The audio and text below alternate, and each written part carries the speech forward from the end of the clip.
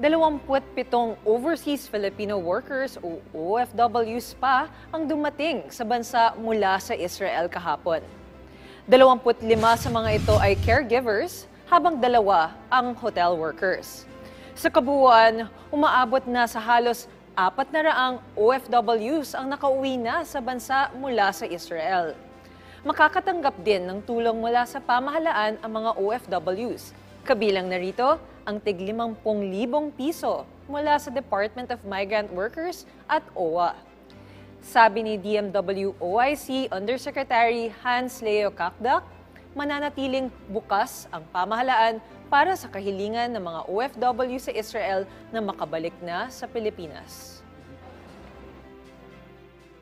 Definitely more than enough ang pondo natin. Hindi po issue ang budget. It's really a matter of mobilizing the resources para makarating sa tamang panahon at tamang mga benepisyaryo natin.